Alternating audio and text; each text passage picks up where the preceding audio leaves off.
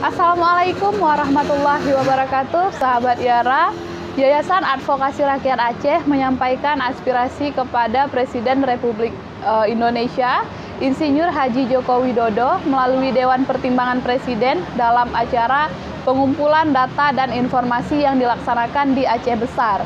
Ketua Yara, Safaruddin, menyampaikan aspirasi untuk meminta agar pemerintah pusat mengembalikan kewenangan Aceh sebagaimana telah diperjanjikan dalam MOU Helsinki.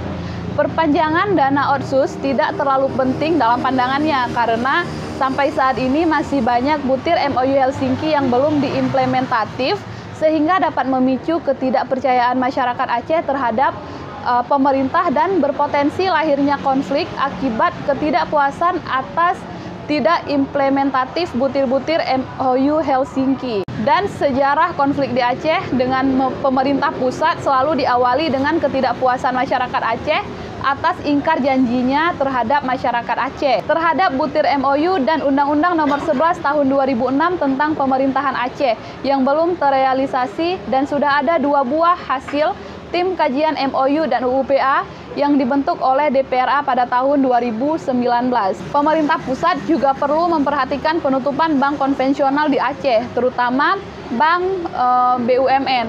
Penutupan bank konvensional di Aceh melanggar hak asasi warga Aceh yang masih menjadi nasabah bank konvensional dan juga telah merenggut pekerjaan 97.000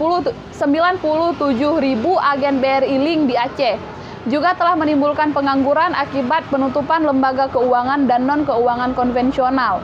Dalam Kanun Aceh Nomor 8 Tahun 2014 tentang pokok-pokok syariat Islam, Pasal 21 Ayat 2 menegaskan bahwa lembaga keuangan konvensional yang sudah operasional di Aceh harus membuka unit usaha syariah. Langkah pemerintah Aceh yang meminta agar lembaga keuangan syariah di Aceh agar mengkonversi ke sistem syariah adalah tindakan yang inkonstitusional dan melanggar hak asasi warga Aceh yang mana sebagai nasabah bank konvensional.